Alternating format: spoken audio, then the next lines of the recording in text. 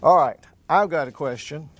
I know some of these verses that I assigned last week we got to and read.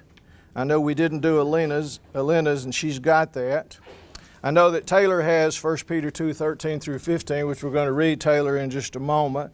Who had 1 Timothy 2, 1 through 2? Okay, very good. So we'll come back to those in just a minute. We started the class last week briefly with the mention of being subject to governmental authority, and that's where we'll start today. And we'll read those verses in just a moment. Titus 3:1, Paul wrote to Titus, said, Be subject to those higher authorities. You'll recall in Matthew chapter 22, beginning with verse 15, in this time of entrapment of our Lord by the Pharisees, they sent teachers and Herodians to him with a question. And they came to him and buttered him up and said, We know that you speak the truth. We know that you talk the truth about God. We know that you don't respect the manner of any person. So they buttered Jesus up, but he knew what was coming. And then he said to this group, Why do you test me, you hypocrites? And the test on that occasion, they were trying to twist him and get him in trouble with the governmental authorities. And they said, Is it lawful to pay tribute to Caesar or not? And it was a tricky question, but not for Jesus. What did he say? Get me a coin. He said, Get me a coin. Bring me a coin. They brought him a coin. He said, Well, whose inscription? Whose superscription? Whose image is on that coin? And they said, Well, hey, Don, when did you slip in here? I've been here. That's not what he said. You've been here the whole time? It's good you didn't tell him what you told me. Well, Victor was blocking you. You mean all this time I was talking about you, you were right there? Yes, sir. You're not lying, are you? No. Okay. All right. That's just me. Sometimes I just get tunnel vision, I guess. Show me a coin. So they did. He said, Whose picture is this? It's Caesar's. And what did he say? Render therefore to Caesar the things that are Caesar's, and unto God the things that are God. So that's where we'll start our lesson today, because they marveled at his answer and they just walked away. They marveled and they walked away. At some point they decided to leave Jesus alone because they couldn't trick him or confound him or get him in trouble with the governmental authorities, which is what they wanted to do there. Now, having said that, we'll have Taylor read her passage, and these are passages about praying. We should pray for the government. Okay, Taylor? Be subject for the Lord's sake to every human institution, whether it be to the emperor as supreme or to governors as sent by him to punish those who do evil and to praise those who do good. For this is the will of God, that by doing good you should put to silence the ignorance of foolish people. Very good. And then 1 Timothy 2, 1 through 2. Dylan. I exhort therefore that first of all supplications, prayers, intercessions, and giving of thanks be made for all men, for kings and for all that are in authority, that we may lead a quiet and peaceable life in all godliness and honesty. Very good. Keep coming back to Don Iverson. I'm up here talking about him like he wasn't here, and he was here the whole time. That's a little scary. One thing that we didn't have really time to get into last week, I just want to mention this from last week's lesson. When we think about loving without hypocrisy, that is a big deal. It's really, really big, because sometimes we are tempted to show acts of love and kindness, but we really don't want to. We really don't even feel good about it. Sometimes we're even tempted to do it so it will further some end for us that will benefit us. That's hypocrisy. That's acting, as Jim explained to us. That's what hypocrisy is. So I just wanted to say that. We kind of had to move quickly over that, but we've got to love and to treat others like we want to be treated. We got to do it with the right attitude and not with any other motive than love. So that's what's meant by love without hypocrisy. Okay? Now let's get back to the Oh, yes, Brian. Excuse me. It's interesting that Paul chose to put this in the context with render to Caesar, obey the government, and then he says, you need to love everybody. Right. That's a foreign concept for our brothers that were here and sisters that said, I don't know about that. Absolutely. And it's I think that's important. We take away the chapters and the verses, and Paul said this, submit to the government, pray for them, and then love them. Yes. That's pretty powerful. Yes, it is. And all of this comes back, all of this is a commentary on what Jesus himself taught in the Sermon on the Mount in Matthew 5, 6, and 7. But moving on because of time, you know that we're going to cover a lot of ground today before we get out of here. And so I've used the expression before, hold on to your hat. Well, today you might as well go ahead and take it off and sit on it because we just got to go. But let me read some verses here, beginning with chapter 13 and verse 1, because there's so much here. Let every soul be subject to the governing authorities, for there is no authority except from God, and the authorities that exist are appointed by God. That presents a problem. That does present a problem when we think about leaders who are evil. And of course, Hitler and Stalin are two of the first ones that pop up into people's mind, and they were pretty bad. Millions died because of their evil nature. They were leaders, you see. And so sometimes we have a problem reading this verse because no authority except from God, and the authorities that exist are appointed by God. Who wants to comment on that for us? The Old Testament is full of God using evil people to punish His people.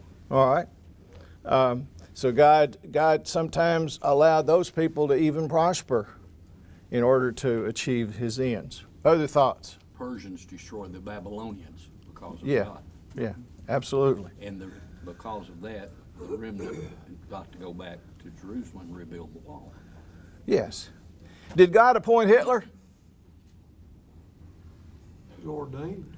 He ordained the what? The position. God wants there to be peace. He wants us to be able to live under a system of law and order. You know, a lot of the laws in the world today go back to the law of Moses. The law of Moses spun off so much of our civil laws in this country. Goes back to the law that God gave. It's the position of authority. And as I read on, we're going to understand what government is here for. But it doesn't mean that God personally blessed or endorsed Hitler. Hitler came to a terrible end. Well, did God use us to destroy Hitler? Okay, there you go, because his end was very, very pathetic and deserving. And so that was the result of the great... Basically, Western civilization destroyed Adolf Hitler and yes, the Japanese. Absolutely. So, David. I was going to say, I think this has to be understood too in the context of what Peter and John said in Acts 4 and 5. We must obey God rather than men. Absolutely. So we're subject to authorities insofar as we are able to. Absolutely, and there's an exception there. And that's why Peter said we ought to obey God rather than men. And that's where we actually stopped when the bell rung last week. We talked about that exception there. Now, let me read on because Paul tells us what the government, why should we be in subjection to leaders that we may not respect or may not appreciate or may not desire. Goes on to say, beginning of verse 2, therefore whoever resists the authority resists the ordinance of God, and those who resist will bring judgment on themselves. This is serious. But why? For rulers are not a terror to good works, but to evil. That's not always true to the point but it's very, very true in the abstract. It is. It's very true in the abstract that that's why we need order and law in any society. Otherwise, we would just be run amok with all kinds of problems. Do you want to be unafraid of the authority? Do what is good, and you will have praise from the same. Now, Chris Rock is a comedian, and he's very vulgar. I hesitate to mention his name in a Bible class. But he says something really funny back when the Michael Brown business and the George Floyd and the whole country was all tore up. And basically, these were thugs, by the way. But his point was, we've had all these black men killed by police. It stirred up all this trouble. And Chris Rock said, hey, just put your hands up. That's all you got to do. And they won't shoot you. That's not necessarily true Well, either. it's not always true, but in all those cases everything got upside down about, it was because they fought the police and they didn't respond. Well, just pull over. Just put your hands up. That's what Paul is saying here. If you want to be unafraid of the authority, do what's good and you'll have praise from the same. Yes, Frank. Side note on Chris Rock. When he did Okay. his comedy tour after he got smacked on stage. He said something very honest, and I appreciate his honesty. I don't appreciate his morals and what No, he does. yeah. He said, I have paid to have many babies killed, and I'll pay to have more babies killed. He said one thing right, we're killing babies when you do an abortion. How many people will want to admit that Yeah. on a stage? Yeah, At absolutely. least the man understands. At least he told the truth about it. Absolutely. For he is God's minister to you for good. Excuse me, I'm just going so fast. But if you do evil, be afraid. He does not bear, he means the government, does not bear the sword in vain. He is God's minister and avenger to execute wrath on him who practices evil. I'm not here today to convince you that capital punishment I'm not here today to force that support on you for capital punishment. That's a decision you'll have to make. But the Bible here sanctions the government to use the sword. They didn't have electric chair, they didn't have lethal injection, and they didn't have guns. They executed with the sword. But the government does not bear the sword in vain. That gives the government the authority under God to punish evildoers that severely. I know it's extremely controversial, but to the point of is it right or wrong, remember it's the government, it's the authority of the government, it's not an individual who is doing any kind of vengeance here, it's the law, you see. Have there been innocent people executed? Yes. Are there innocent people on death row? Yes. And that's been, when DNA became established, we suddenly realized we had more than we ever dreamed wrongfully convicted. That's very scary. And that causes us to back up on capital punishment a little bit. But then we can think about all the horrible criminals that weren't punished as they should have been. So it's a big, big, deep subject. But any comment about this being an authority for the government to execute? I've served on jury duty. When capital punishment comes up, what should be my attitude? And I'll answer my own question if you don't want to. Your attitude should be that if the law says that this crime, and it's punishable by death, and you're convinced as a juror that it is worthy of the death penalty, then your conscience with God, in my opinion, is clear. You can vote yes. Most of the time they ask you if you. Yeah, they'll usually in the jury selection process. Yeah. I don't want to get bogged down here. We got to move. Somebody had their hand up. Yes. I just wanted to point out that the same government that Paul's talking about being in subjection to probably killed him. And Yes. also Jesus, when he's talking about Caesar and the coin, it was the Roman government that carried out his death. Yes. So we have to be subject to the government even if we disagree with them, they're hurting us or whatever. yes, because in the end, we win. In the end, we win. It's like spy versus spy in the old Mad magazine. You youngsters don't know what Mad Magazine was. Some of us remember Mad Magazine. There was a little cartoon in there, and I got to get moving here. Spy versus spy. And I remember one of those cartoons. One of them was dying. I don't remember if it was one dressed in white or black. But as he was dying, he reached over and said, "Last tag," and then he died. He got, in the end, Don, we win. We win in the end. Someone else had a comment. Okay, let's push on. Love your neighbor. Love your neighbor how? As yourself. As yourself. That didn't originate in the New Testament. It didn't originate with Jesus. It came from the law. It comes from Leviticus 19. And if you read verses 9 through 18, verse 18 says, under the law, love thy neighbor, how? As yourself. In the context there, they were told, when you harvest your fields, leave some. Leave the corners. Leave the ends of the rows. Don't take all the grapes from your vineyard. Leave them for the poor and the wayfarers, the people who are migrating through. Don't take all the harvest. And in that context, it goes on to say all kinds of things that we're supposed to do good to our neighbor. And then Leviticus 19:18, love thy neighbor as thyself. Next paragraph, put on Christ. We're down to verse 11, chapter 13. Now it's time. Now is the time.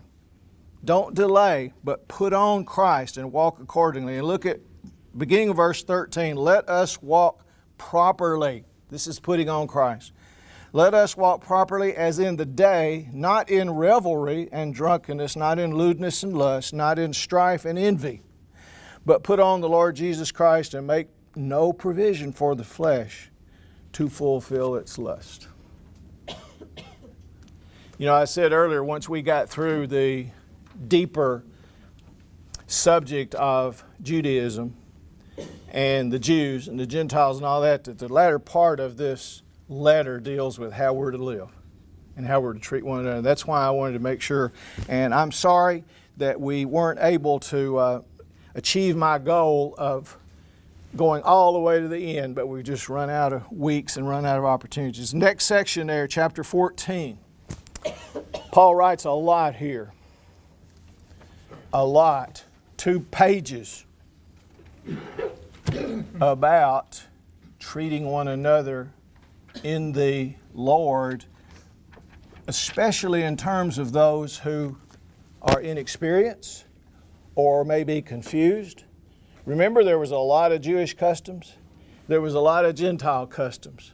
There were feasts, there were prohibitions to eat this and to eat that. There were those who felt bad and would not eat meat because it came from the marketplace from animals that had been used in some kind of idolatry or sacrificial kind of service.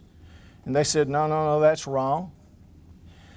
And so here, in this context, what Paul is saying is, don't split hairs over these things, because the inexperienced, I'm not crazy about this term weak and strong here.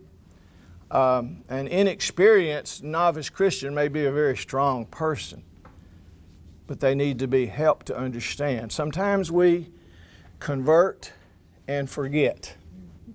We convert and forget. And it's true that the knowledge of Jesus Christ as God's Son and obedience to that saves us, but there's so much more. And people can be very, very confused. What Paul is saying here is, as stronger brothers, we need to take care of those who are weaker, those who are inexperienced, those who may not understand. And see, he goes on to talk about eating meat a great deal here. He talks about days, celebrating days. And he said, don't split hairs. Don't make a big deal about something that's not doctrinal, that is of indifference. Because in doing that, you hurt feelings and you pull people away from the Lord instead of pulling people to the Lord. That's kind of a synopsis of what the rest of chapter 14 deals with there. Any comments along those lines? Paul said if he's going to make his brother to stumble concerning eating meat, he what? I just wouldn't eat any meat.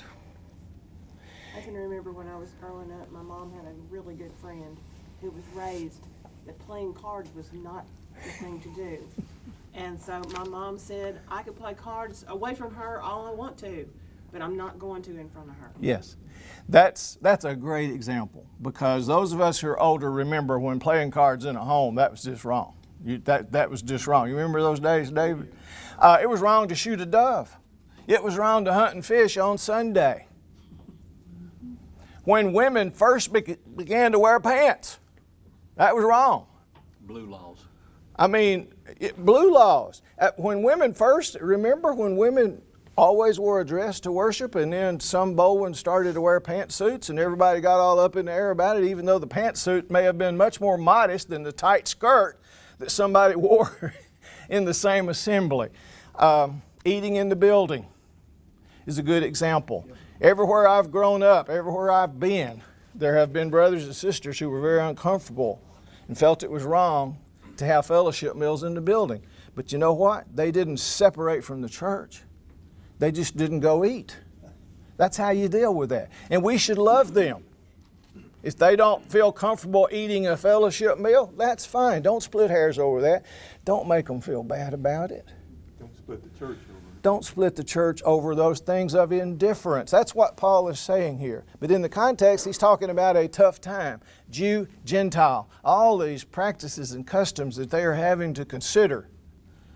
And there's a lot of trouble over that. And what he's saying here is, let's, in love and honor, let's honor one another and don't split hairs over these things. Yes, Brian. Mickey, I think it's important that we consider verse 12 here in chapter 14, because it's directly talking about individual. I will judge for my choices in the realm of liberty, in the realm of law, of love. These two laws that we're given, God says you're responsible for one person. Yes. I wish it was not that way. I wish I could gather everybody up on our van and make 100,000 loads if I could. You know, I do that, but I can't. And then we have to read 1 Peter 4 and 5, because it's talking about this same mindset. If we're choosing to worship God and to serve God and to obey God, His will's going to be number one. And then what I think doesn't matter. Absolutely. We have to change the way we think, or we're no different than the Roman government or the... Yes. And we have to, of course, if someone wants to bring into the assembly and into the worship practices that are not justified, that are not authorized by the New Testament, there's a place where we have to take a stand. But we're talking about all those issues that aren't doctrinal in nature. We just need to let it go in love. Very good point. Verse 12 that he was just talking about. So then each of us shall give account of himself to God. Therefore let us not judge one another anymore, but rather resolve this, not to put a stumbling block, or a cause to fall in our brother's way.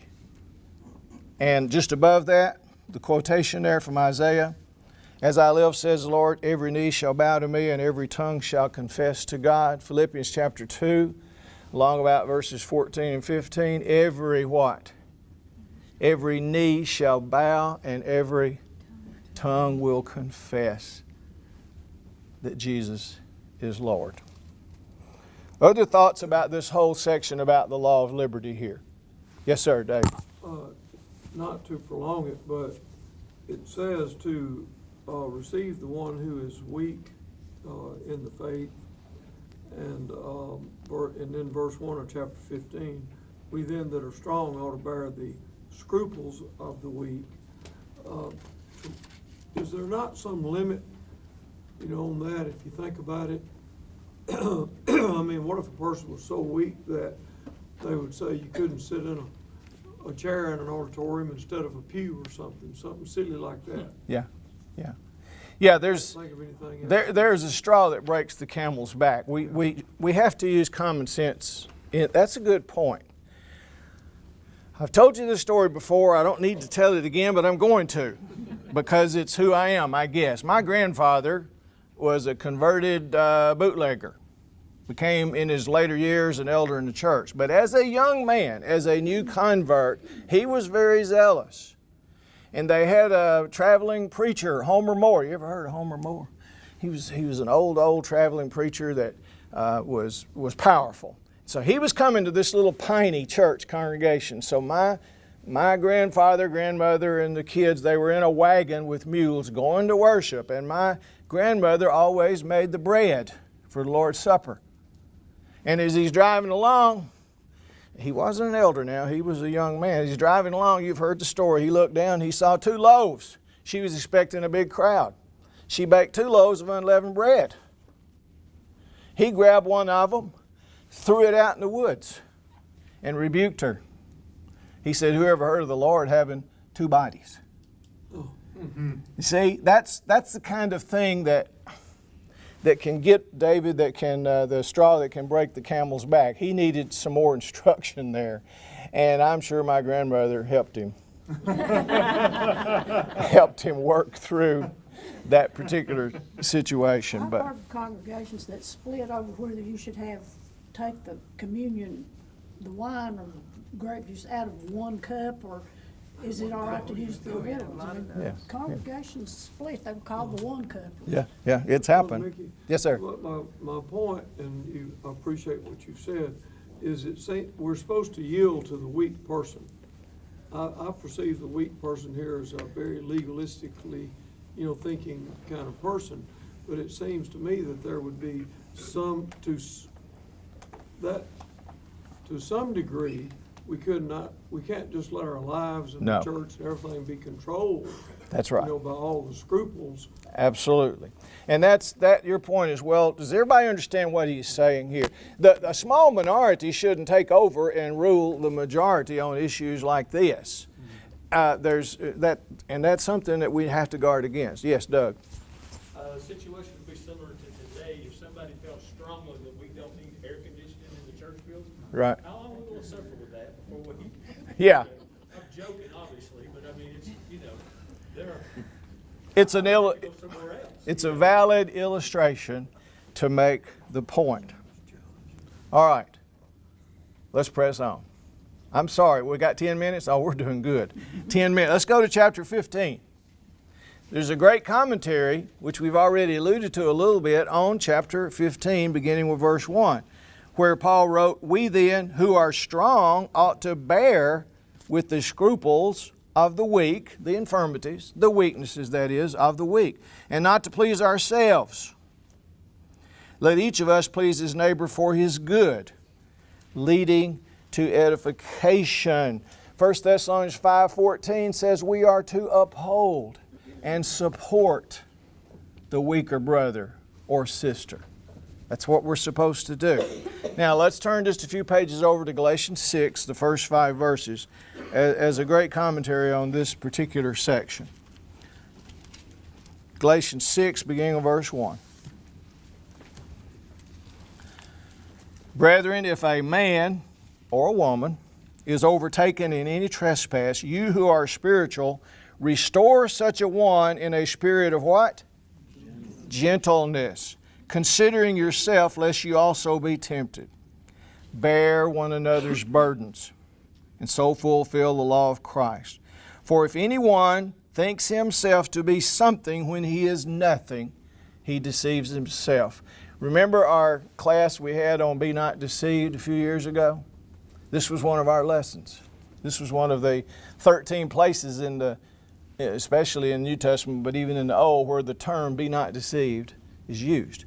And here it was used, and we had a whole class on this. "If anyone thinks himself to be something when he is nothing, he deceives himself. But let each one examine his own work, and then he will have rejoicing in himself alone and not in another. For each one shall bear his own load."